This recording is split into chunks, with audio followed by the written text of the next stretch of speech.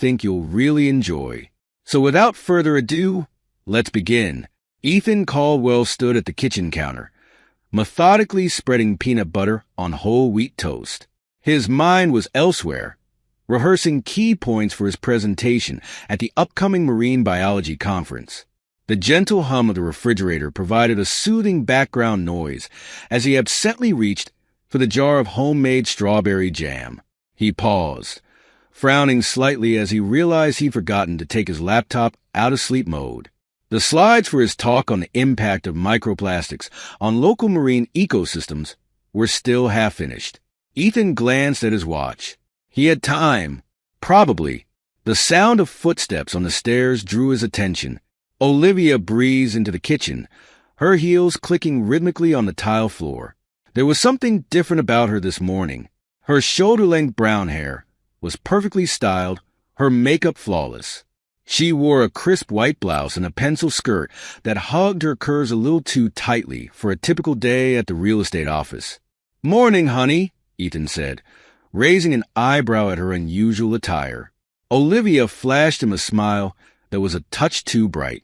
"Good morning. Beautiful day, isn't it?" Ethan nodded, confused by her exuberance. It was barely 7 a.m. on a Tuesday.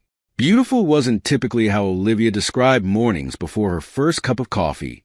"Oh, by the way," Olivia said, her tone casual but her eyes sharp, "my boyfriend Chase is waiting outside. I think it's time you two finally met." Ethan's hand froze midway to his mouth, the piece of toast suspended in air. He blinked, certain he had misheard. "You're what?" Olivia rolled her eyes, as if Ethan was being particularly dense. "My boyfriend, Chase. He's right outside in his car. Come on, don't be rude." As if in a trance, Ethan moved to the window. Sure enough, there was a sleek Tesla Model S parked in their driveway, its metallic surface gleaming in the morning sun. The sight of it made his stomach drop, reality crashing down around him. "Olivia," Ethan said, his voice low and controlled despite the turmoil inside. "What the hell is going on?" "Oh, don't be so dramatic," Olivia said, waving a hand dismissively. "Chase and I have been seeing each other for a while now. I thought it was time to bring things out in the open." Ethan felt as if he'd been punched in the gut. 15 years of marriage, and this was how it ended? With a casual announcement over breakfast? "You can't be serious," he said, struggling to keep his composure. This is insane, Olivia." Olivia's cheerful demeanor suddenly hardened. "Well, if you're going to be difficult about this, I'll just leave with Chase right now." "Your choice, Ethan." The threat hung in the air between them. Ethan could feel his world tilting on its axis, everything he thought he knew about his life and his marriage crumbling around him. But somewhere deep inside, a spark of anger ignited, burning away the shock and hurt. "If you walk out that door," Ethan said, his voice calm but firm, "our marriage is over. 15 years, Olivia. Is that what you want to throw away?" For a moment, something flickered in Olivia's eyes. Uncertainty? Regret? But it was gone as quickly as it appeared. She grabbed her purse from the kitchen counter, her movement sharp and decisive. "I guess it is," she said, her voice cold. Ethan watched, frozen in place, as Olivia walked to the front door. She paused for a moment, her hand on the doorknob, as if waiting for him to stop her. When he didn't move, didn't speak, she opened the door and stepped out into the morning sun. The sound of the door closing behind her was deafening in the sudden silence of the house. Ethan stood there, the half-eaten piece of toast still in his hand, as the reality of what had just happened slowly sank in. His wife had just left him, for another man, and she had done it with all the emotional impact of announcing she was going out for milk. Ethan's legs suddenly felt weak. He stumbled to a chair and sat down heavily, his mind reeling. The clock on the wall ticked loudly, reminding him that the world was still turning, even though his had just stopped. The aquarium was bustling with activity as Ethan made his way through the staff entrance. He nodded mechanically to the security guard, his mind still replaying the morning's events on an endless loop. As he walked past the tropical fish exhibit, the vibrant colors of the fish seemed muted, as if all the joy had been sucked out of the world. He barely registered the excited chatter of a group of school children pressed against the glass, pointing at a particularly colorful parrotfish. In his office, Ethan stared blankly at his computer screen. The half-finished presentation on microplastics mocked him. How could he possibly focus on work when his entire personal life had just imploded? His phone buzzed insistently. With a sense of dread, he looked at the screen. A series of texts from Olivia lit up the display. "I want half of everything. My lawyer will be in touch." "Don't think you can screw me over, Ethan. I know all about your finances." "You better not try to hide anything. I'll take you for everything you've got." Ethan felt a wave of nausea wash over him. The woman he had loved, had built a life with, was now threatening him like he was some sort of enemy. He put the phone face down on his desk, unable to bear looking at it anymore. A soft knock on his office door startled him out of his dark thoughts. Dr. Maya Patel, his colleague and friend, poked her head in. "Ethan, are you okay? You look like you've seen a ghost." Ethan tried to smile, but it felt more like a grimace. "Maya, I don't even know where to begin." Maya stepped into the office, closing the door behind her. She sat down across from Ethan, her dark eyes filled with concern. "What happened?" The words tumbled out of Ethan in a rush. He told her about Olivia, about Chase, about the surreal breakfast conversation that had ended his marriage. As he spoke, he saw Maya's expression change from concern to shock, and then to something else, guilt. When he finished, Maya was silent for a long moment. Then, with a deep sigh, she said, "Ethan, I'm so sorry. I should have said something." Ethan felt his heart skip a beat. "What do you mean?" Maya couldn't meet his eyes. "Y had suspicions. About Olivia. I saw her a few times, with a man I didn't recognize. They seemed close. But I couldn't be sure, and I didn't want to cause trouble if I was wrong." The revelation hit Ethan like a physical blow. "You knew, and you didn't tell me. I'm sorry, Ethan. I should have said something. I couldn't bring myself to potentially ruin your marriage if I was mistaken." Ethan leaned back in his chair, feeling as if the wind had been knocked out of him. "Who else knew?" he asked, his voice barely above a whisper. Maya hesitated, then said, I think a few others might have noticed something. There were whispers. You know how it is in a place like this. But nobody wanted to be the one to tell you." As if on cue, Ethan became aware of the looks being directed his way through the glass walls of his office. Pitying glances, hushed conversations that stopped abruptly when he looked up. The news had spread, and now he was the subject of office gossip. The humiliation burned hot in his chest. How long had this been going on? How long had he been the oblivious fool while everyone around him knew the truth? Before he could spiral further into his thoughts, his phone rang. It was the emergency line for the Sea Turtle Rescue Program. Ethan closed his eyes, took a deep breath, and answered the call. Work. He could focus on work. It was the only thing he had left. The house was eerily quiet when Ethan returned that evening. He stood in the entryway, keys still in hand, surveying the scene before him. The place looked like it had been hit by a highly selective tornado. Drawers were pulled open, their contents spilled onto the floor. The spaces where Olivia's favorite decorative pieces had stood were now conspicuously empty. In the living room, the antique vase that had been a wedding gift from his grandmother was missing from its place of honor on the mantel. With a growing sense of dread, Ethan made his way to the bedroom. The closet door stood open, Olivia's side picked clean.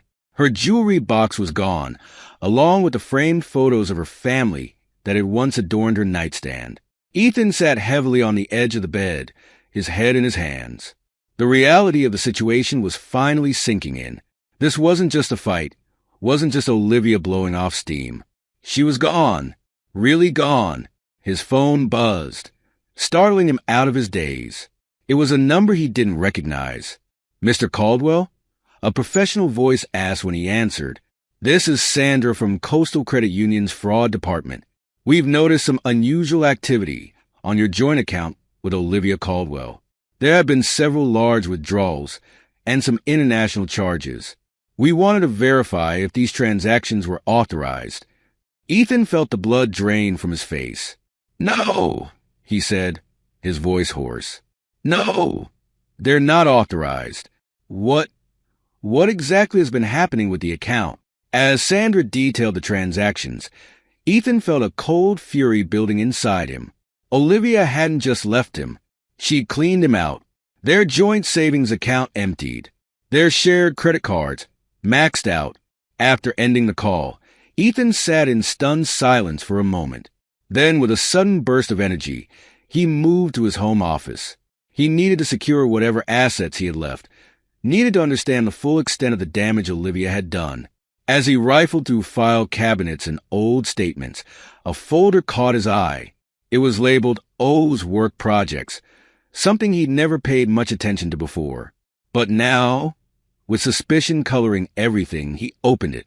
Inside were documents that made his blood run cold.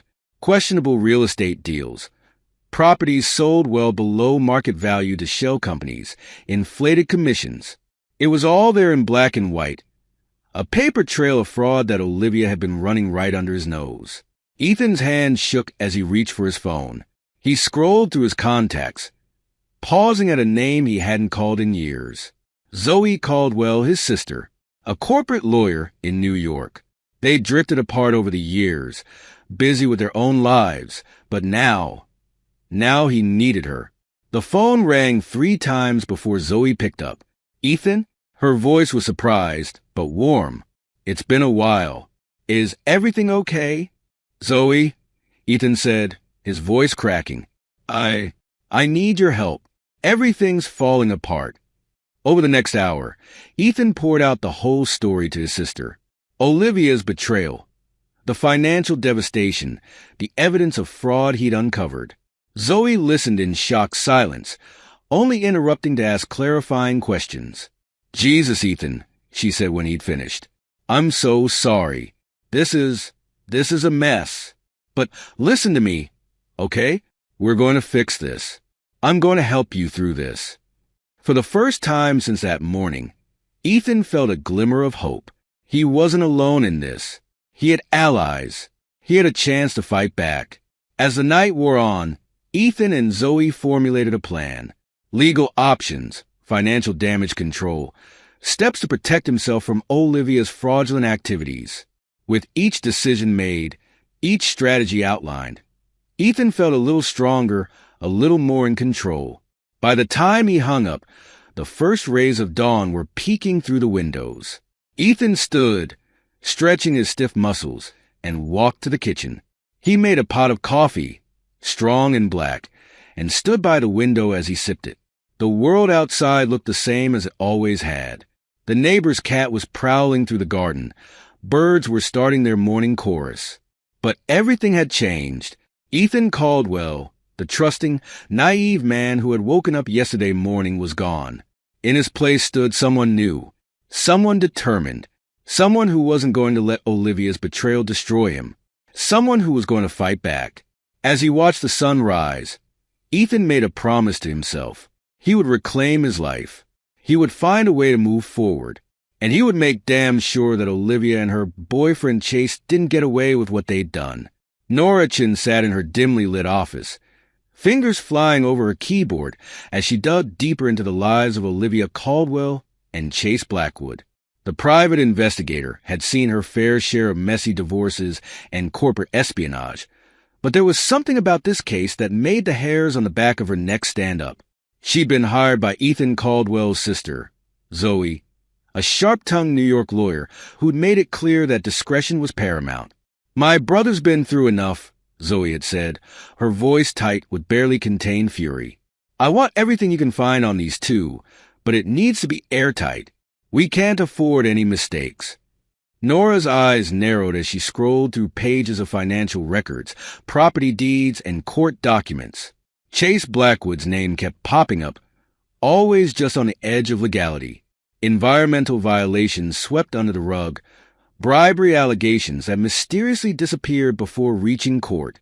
Gotcha, you slippery bastard, Nora muttered, a predatory grin spreading across her face as she uncovered plans for a massive resort development along the coast. The project would decimate critical marine habitats, but the potential profits were astronomical. She picked up her phone, hitting the speed dial for Zoe. I've got something. Your brother's going to want to see this. Across town, Ethan Caldwell sat at his desk in the aquarium, surrounded by stacks of scientific journals and environmental impact reports. Dark circles under his eyes betrayed sleepless nights spent poring over data, channeling his pain and anger into a meticulously crafted report. He'd always known the local marine ecosystem was fragile, but seeing the potential devastation laid out in cold, hard numbers made his stomach churn. Chase's resort wasn't just a threat to his personal life. It was an ecological time bomb. With a deep breath, Ethan attached his report to an email. His cursor hovered over the send button for a moment before he clicked, dispatching the document to a carefully curated list of environmental groups and journalists he'd compiled with the help of his colleagues. As he watched the sending animation, a part of Ethan marveled at how quickly he'd adapted to this cloak-and-dagger routine. The naive, trusting man he'd been just weeks ago seemed like a distant memory. His phone buzzed, a text from Maya flashing on the screen. Got those water quality reports you asked for. Everything okay? Ethan's fingers hesitated over the keys. Maya had been his rock through this ordeal, but he hated dragging her further into his mess. Still, he needed allies, and Maya's expertise in marine biology was invaluable. Thanks, he typed back. Busy with a project. Fill you in later. He barely had time to set the phone down before it buzzed again, this time with a call from Nora. Mr. Caldwell. Her clipped tones came through the speaker. I've got some information on your wife's professional activities you're going to want to see. Insider trading, mismanagement of client funds. It's not pretty. Ethan's jaw clenched.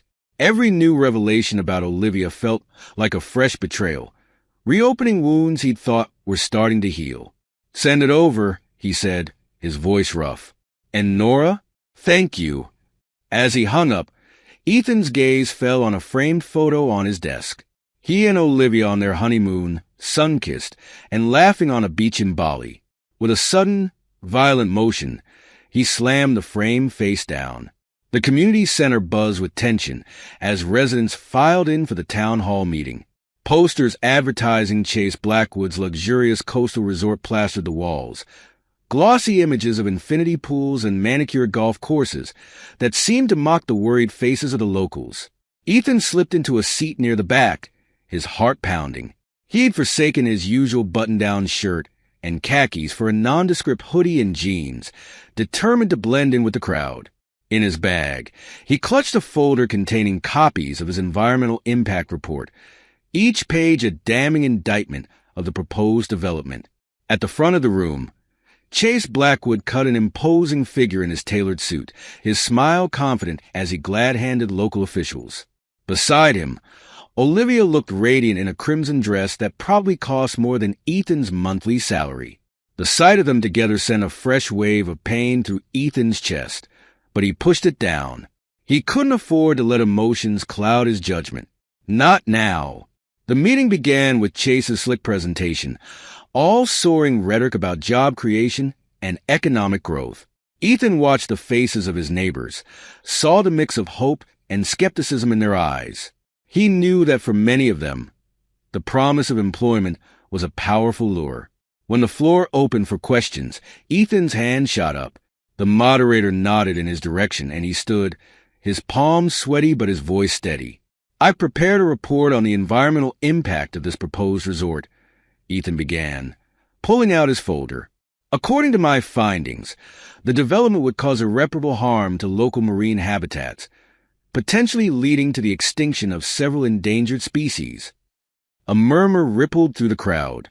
Chase's smile faltered for a moment before he recovered, smoothly interjecting. I assure you, we've conducted thorough environmental assessments. But Ethan was prepared. He rattled off statistics and citations, his years of scientific training evident in every precisely chosen word. As he spoke, he saw understanding dawn on the faces around him. The damage this resort would do wasn't some abstract concept. It was a threat to their homes, their livelihoods, their very way of life. Olivia, recognizing Ethan's voice, had gone pale. Her eyes darted between her estranged husband and Chase, panic evident in her expression. Chase, for his part, was struggling to maintain his composure, his rebuttals growing increasingly flustered in the face of Ethan's meticulous research. As Ethan concluded his impromptu presentation, the room erupted in heated discussion. Outside, a commotion drew attention to the windows. A group of environmental activists, clearly tipped off about the meeting, had gathered with hastily made signs protesting the resort. The meeting dissolved into chaos, with concerned citizens peppering Chase and Olivia with questions they were ill-equipped to answer. Ethan slipped out amid the confusion, his heart racing with a mixture of adrenaline and vindication. He was nearly to his car when a hand grabbed his shoulder, spinning him around. Chase loomed over him, face flushed with anger. "You!" Chase snarled, his carefully cultivated charm evaporating. "You're Olivia's ex. What the hell do you think you're playing at?" Ethan stood his ground, acutely aware of the smartphone cameras that had turned in their direction. "I'm not playing at anything, Mr. Blackwood. I'm a concerned citizen with relevant expertise. Or are you suggesting that my personal life should preclude me from participating in community discussions?" Chase's grip tightened, his knuckles white. For a moment, Ethan thought the man might actually throw a punch. Then, abruptly, Chase released him and stormed off, leaving Ethan shaken but triumphant. As he drove home, Ethan's phone exploded with notifications. Someone had captured the confrontation on video, and it was already making the rounds on social media. The comments were overwhelmingly in Ethan's favor, painting Chase as a bully trying to silence a concerned local scientist. Ethan allowed himself a grim smile. The tide was turning. Maya Patel stared at her computer screen, her brow furrowed in concern. The local news website was plastered with images from last night's town hall meeting, including a particularly unflattering shot of Chase Blackwood appearing to threaten Ethan.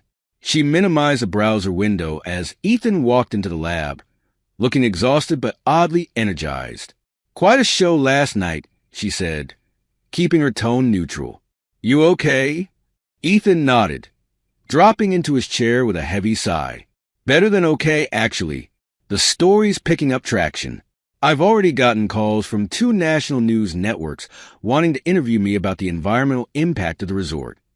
Maya chewed her lip, weighing her words carefully. "Ethan, I'm worried about you. This vendetta against Chase and Olivia. It's consuming you. Are you sure this is just about protecting the environment?" Ethan's eyes flashed with a mixture of hurt and anger. "Of course it's about the environment. You've seen the data, Maya. If that resort goes up, it'll be an ecological disaster." I know, Maya said, holding up her hands in a placating gesture. "And I agree with you, but you have to admit the personal angle makes things complicated." Before Ethan could respond, his phone buzzed. He glanced at the screen, his expression hardening. "I have to take this," he said, stepping out of the lab. Maya watched him go, her heart heavy. She'd known Ethan for years, had seen him weather professional setbacks and personal losses with grace and resilience. But this was different. There was an edge to him now, a hardness that hadn't been there before. She turned back to her computer, pulling up the research they were supposed to be working on. The sea turtle rescue program needed their attention. Personal drama be damned. Meanwhile, across town, Olivia sat in her office, staring blankly at her computer screen. Her email inbox was flooded with messages from concerned clients, each one feeling like another nail in her professional coffin. She jumped as her office door flew open, her assistant looking panicked. "Ms. Caldwell, the ethics board is here. They're demanding to speak with you immediately." Olivia felt the blood drain from her face. "What? Why?" Something about an anonymous tip, allegations of insider trading, and misuse of client funds. The world seemed to tilt on its axis. Olivia gripped the edge of her desk, her mind racing. How had they found out? Who could have? Ethan. It had to be Ethan. As the ethics board members filed into her office, their faces grim, Olivia felt the carefully constructed facade of her life begin to crumble. Across the city, Chase Blackwood paced his opulent office, phone pressed to his ear. "What do you mean you can't get the permits?" he snarled. "I don't care what it costs. Make it happen." He slammed the phone down, running a hand through his perfectly coiffed hair. The resort project was unraveling, investors getting spooked by the negative press. And Olivia. Chase glanced at his phone. 3 missed calls from Olivia in the past hour. He ignored them, just as he'd been doing for days. She was becoming a liability, and Chase Blackwood didn't do liabilities. As the sun set over the city, Ethan found himself back at the aquarium long after most of his colleagues had gone home. He stood in front of the giant tank that housed their rescued sea turtles, watching the graceful creatures glide through the water. "Mr. Caldwell?" Ethan turned to see the aquarium's director, Dr. Harriet Chun, approaching with a concerned expression. "Harriet," Ethan nodded, straightening up. "Is everything all right?" Dr. Chun sighed, her usually stern face softening slightly. "Ethan, we need to talk. Your work lately, it's been exemplary as always. But I'm concerned about the amount of time you're spending on this campaign against the Blackwood Resort." Ethan opened his mouth to protest, but Dr. Chin held up a hand. "I understand the environmental concerns. Believe me, I do. But you have to be careful about mixing personal vendettas with professional responsibilities. The aquarium can't be seen as taking sides in what's becoming a very public and nasty fight." The rebuke stung, but Ethan knew she had a point. He'd been walking a dangerous line, using his position at the aquarium to lend credibility to his crusade against Chase and Olivia. "I understand," he said finally. "I'll be more mindful of the separation going forward." Dr. Chin nodded, seemingly satisfied. As she turned to leave, she paused. "For what it's worth, Ethan, I'm sorry about what happened with Olivia. You deserve better." Left alone with the sea turtles, Ethan felt the weight of his actions pressing down on him. He pulled out his phone, dialing a familiar number. "Zoe, it's me. I think I need some advice." As Ethan poured out his doubts and fears to his sister, the sea turtles continued their endless, graceful dance behind him. In their quiet strength, their ability to navigate vast oceans and always find their way home, Ethan found a strange sort of comfort. The path ahead was murky, fraught with moral and legal pitfalls. But like the turtles, Ethan was determined to stay the course, to find his way through the turbulent waters to calmer shores.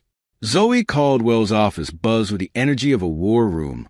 Spread across her polished mahogany desk were stacks of financial reports, property deeds, and offshore bank statements. The New York skyline glittered beyond the floor-to-ceiling windows, but neither Zoe nor her brother Ethan spared it a glance. "You're sure about this?" Ethan asked, his voice low and intense. He'd flown in from the coast that morning, dark circles under his eyes betraying sleepless nights.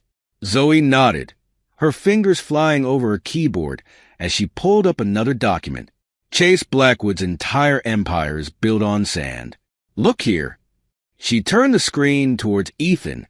Shell companies within shell companies, all funneling money through a labyrinth of offshore accounts.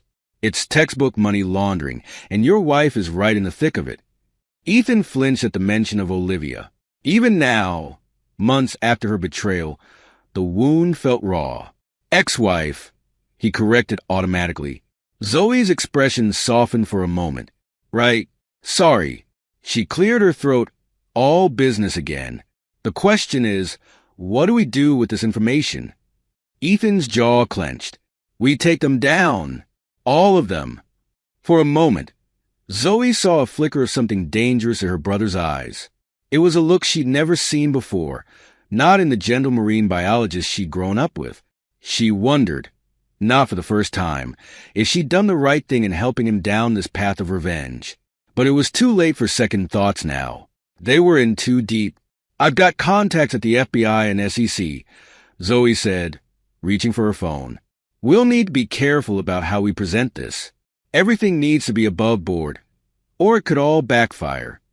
As Zoe made her calls, Ethan stared out at the city below. Somewhere out there, Chase and Olivia were going about their lives, probably congratulating themselves on how cleverly they'd played him. The thought made his blood boil. His phone buzzed in his pocket. A text from an unknown number. We need to talk. Please. Oh. Ethan's finger hovered over the delete button. Then, slowly, a plan began to form in his mind. Zoe, he said, interrupting her conversation. I think I know how we can get the final piece of evidence we need. Across town, in a much less impressive office, Olivia Caldwell stared at her phone. No response from Ethan. She fought down a wave of panic, glancing around the dingy room she'd been reduced to working from. Her real estate license was suspended pending investigation, her assets frozen. Chase wasn't returning her calls. She was alone, desperate, scared. With shaking hands, she dialed Ethan's number again. This time, he picked up. Ethan, she breathed, relief washing over her. Thank God. We need to talk. Please. There was a long pause on the other end of the line.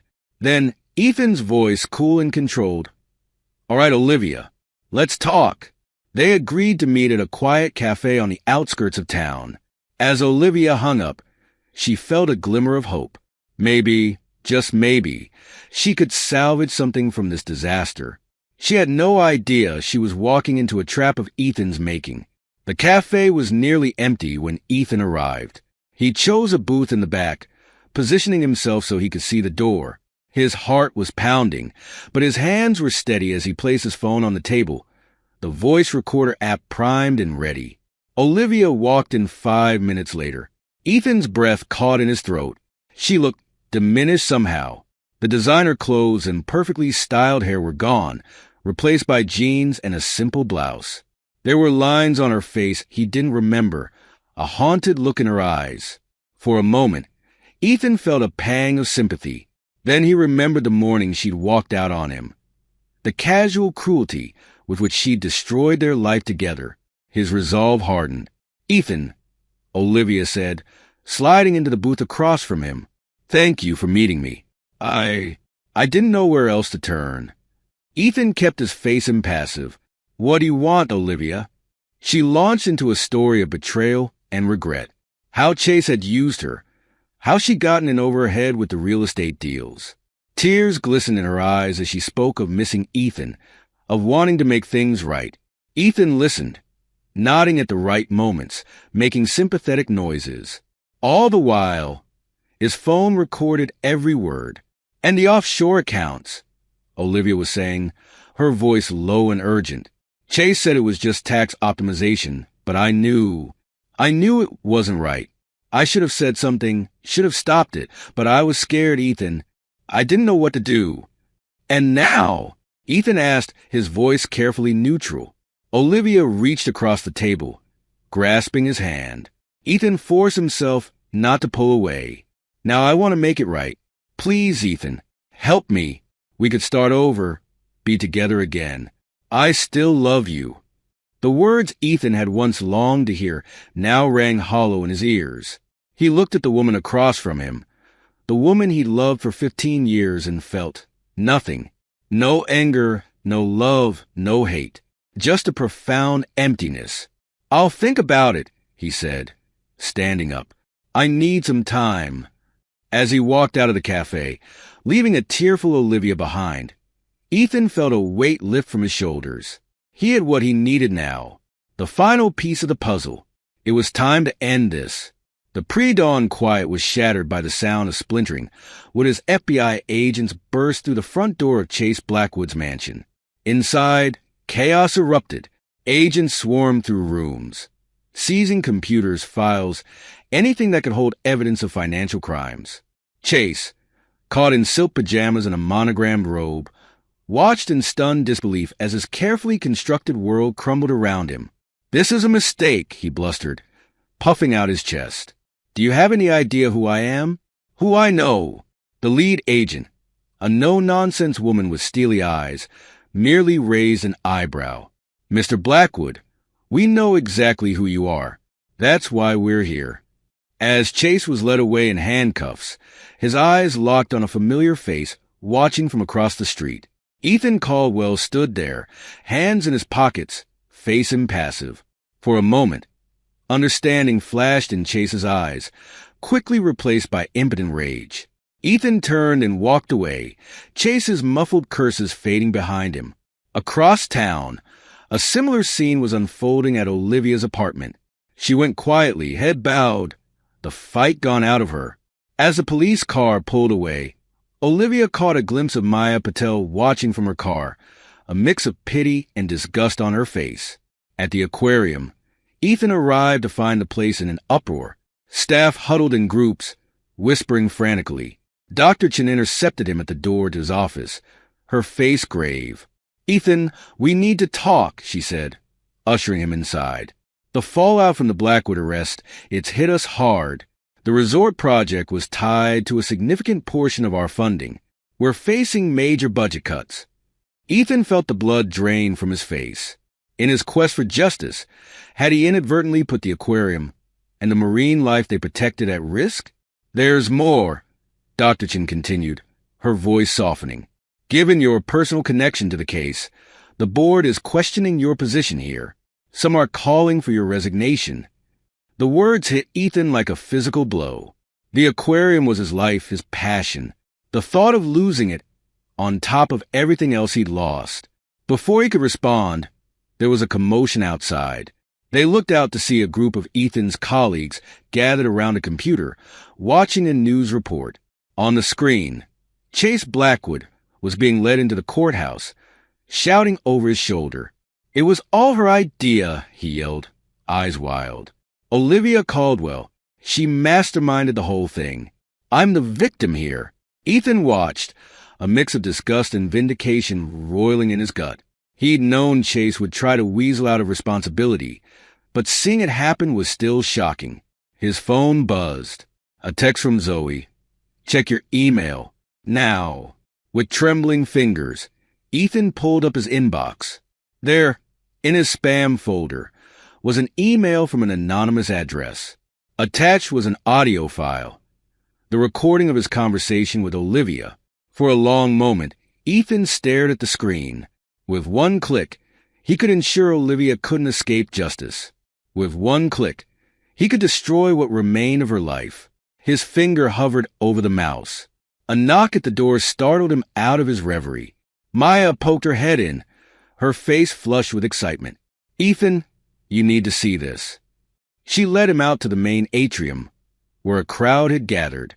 Local news crews were setting up cameras, and a banner hung over the entrance. "Save Our Seas, emergency fundraiser for coastal marine conservation." Dr. Chen appeared at his elbow. "It seems word got out about our funding crisis. The community has rallied. They're calling you a hero, Ethan. The man who exposed corruption and saved our coastal habitats." Ethan stood there, overwhelmed. As cameras flashed and reporters called his name, he felt a surreal disconnect. This wasn't how he'd imagined things ending when he'd started down this path of revenge. He looked around at the faces of his colleagues, saw the hope and admiration in their eyes. Then he thought of Olivia, of Chase, of the lives he'd helped destroy. In that moment, Ethan realized he stood at a crossroads. He could embrace this new role, use his influence to do good, or he could take that final vindictive step and ensure Olivia paid the full price for her betrayal. The choice, he knew, would define not just his future, but the man he would become. The international terminal at Logan Airport buzzed with activity. Travelers rushed to and fro, dragging suitcases and shouting into phones. Amid the chaos, Chase Blackwood moved with purpose. A baseball cap pulled low over his eyes, a duffel bag slung over his shoulder. Freedom was so close he could taste it. A private jet waited on the tarmac, ready to whisk him away to a non-extradition country. All he had to do was make it past security. Chase allowed himself a small smile as he approached the checkpoint. He'd planned for this contingency, had assets squirreled away that even the feds didn't know about. He'd rebuild, come back stronger than ever. And when he did, Ethan Caldwell and everyone else who'd crossed him would pay. "Passport, please, sir," the TSA agent said, holding out her hand. Chase reached into his jacket, confidence radiating from every pore. Then he froze. Where his passport should have been, there was nothing but empty air. "Sir?" the agent prompted, frowning. Panic rising in his throat, Chase patted himself down frantically. No passport, no ticket. They were gone.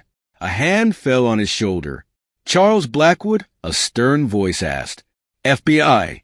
You're under arrest for attempting to flee prosecution."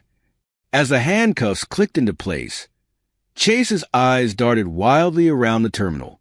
There, watching from near a gift shop, was Norachun. The private investigator gave him a small, satisfied wave before disappearing into the crowd. Across town in a small, bare interview room, Olivia sat with her head in her hands. Her lawyer, a court-appointed public defender who looked fresh out of law school, shuffled papers nervously. "Ms. Caldwell, I've reviewed the evidence against you. It's substantial. The prosecution is offering a plea deal, but it would still mean significant jail time." Olivia barely heard him. Her mind was racing, trying to find a way out of this nightmare. There had to be an angle, some way to spin this. The door opened, and a familiar figure walked in. "Ethan." Olivia's heart leapt. Then she saw the cold determination in his eyes, and her hope withered. "What are you doing here?" she asked, her voice small. Ethan sat down across from her, placing a manila envelope on the table between them. "Giving you a choice, Olivia." He slid the envelope towards her. With shaking hands, Olivia opened it. Inside were divorce papers, already signed by Ethan, and beneath them, a USB drive. "That drive contains a recording of our conversation at the cafe," Ethan said, his voice flat. "You confessed to everything, Olivia. Your involvement in the money laundering, the insider trading, all of it." Olivia felt the blood drain from her face. "Ethan, please. I was desperate. I didn't mean—" "Stop." Ethan's voice cut through her pleas like a knife. "I'm not here for explanations or excuses. I'm here to give you an option. Sign the divorce papers, plead guilty, and I don't turn over the recording. Try to fight this. Try to manipulate your way out like you always do, and I'll make sure the judge hears every word." Olivia stared at him, tears welling in her eyes. "You do that to me? After everything we've been through?" For a moment, Ethan's mask slipped. She saw the pain in his eyes, the conflict. Then it was gone, replaced by resolve. "You did this to yourself, Olivia. To us. I'm just making sure justice is served." He stood, buttoning his jacket. "You have until tomorrow to decide. Choose wisely." As Ethan walked out, leaving the shattered Olivia behind, he felt a complex mix of emotions swirling in his chest. Relief, sadness, a touch of regret. But mostly, he felt free. Outside the police station, Ethan found Zoe waiting for him. "It's done," he said simply. Zoe nodded, studying her brother's face. "You okay?" Ethan considered the question. "I will be," he said finally. "What now? Now?" Zoe grinned, a hint of mischief in her eyes. "Now we build something good out of all this mess." The next few weeks passed in a blur. Ethan found himself thrust into the spotlight as the whistleblower who'd exposed corporate corruption and saved vital marine habitats.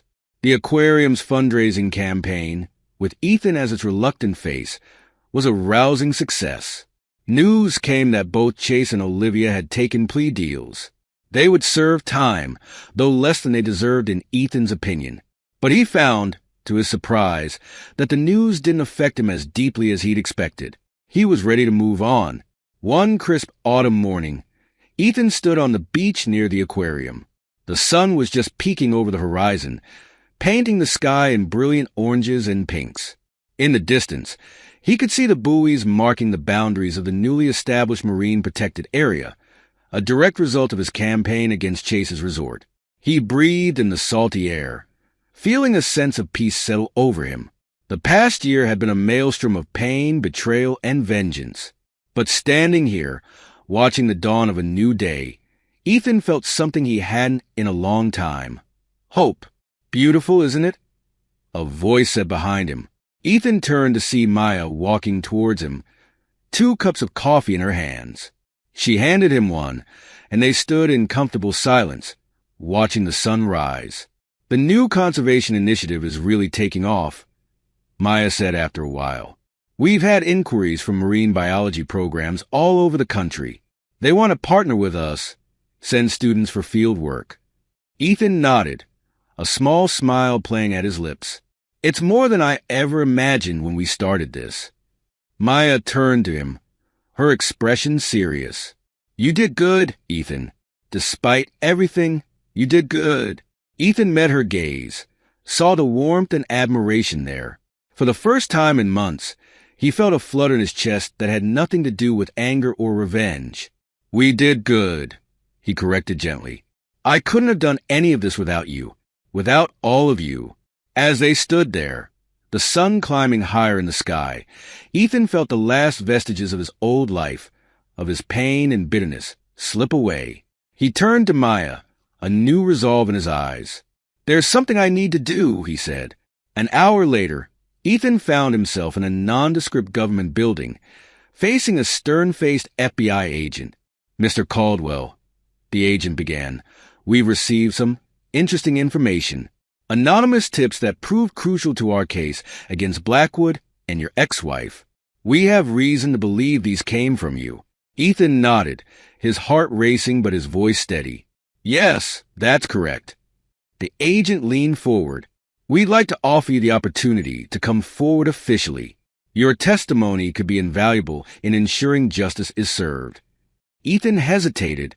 Going public would mean exposing himself to scrutiny, possibly jeopardizing the new life he was building. But as he thought of the damage Chase and Olivia had done, not just to him but to the community and the environment, he knew what he had to do. I'll do it, he said firmly. Whatever you need. The next few weeks were a whirlwind of depositions, interviews, and court appearances. Ethan's testimony made headlines, painting a damning picture of corporate greed and environmental destruction. Through it all, he found strength in unexpected places. His colleagues at the aquarium rallied around him, Maya a constant supportive presence. Even Dr. Chun, who had once warned him about mixing personal vendettas with work, now looked at him with newfound respect. As the legal proceedings wound down, Ethan threw himself into his new marine conservation initiative. The project, born from the ashes of Chase's failed resort, aimed to protect and restore critical coastal habitats. One evening, as Ethan worked late at the aquarium, he received an unexpected visitor. It was the lead FBI agent from the case. Mr. Caldwell, she said, extending her hand. I wanted to personally thank you for your cooperation. Your testimony was instrumental in securing convictions. Ethan shook her hand, a mix of emotions washing over him. I'm just glad justice was served, he said quietly. The agent nodded. It was. And I thought you should know. The judge took your environmental impact report into consideration during sentencing. Blackwood and your ex-wife received additional time for the ecological damage they nearly caused. As the agent left, Ethan sat back in his chair, letting the news sink in. It was over. Really, truly over. The next morning found Ethan on the beach again, this time surrounded by a group of eager marine biology students. They were the first participants in his new conservation program, and their enthusiasm was infectious. As Ethan led them along the shore, pointing out various species and explaining the delicate balance of the coastal ecosystem, he felt a sense of purpose stronger than any he'd known before. The sun was fully up now, its warmth chasing away the last of the morning chill. Ethan paused, looking out over the water.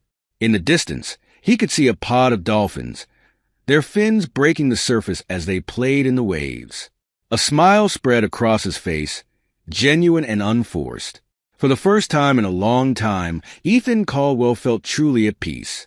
The vendetta that had driven him for so long had transformed into something greater, something that would leave a lasting positive impact on the world. As he turned back to his students, ready to share more of his knowledge and passion, Ethan knew that this moment, this purpose, was what he had been searching for all along. Not revenge, but redemption. Not destruction, but creation. The journey had been painful, the cost high. But standing here, on the cusp of a new chapter, Ethan wouldn't have changed a thing. He had found his way. This is where our story comes to an end. Share your thoughts in the comment section. Thanks for your time. If you enjoy this story, please subscribe to this channel. Click on the video you see on the screen, and I will see you there.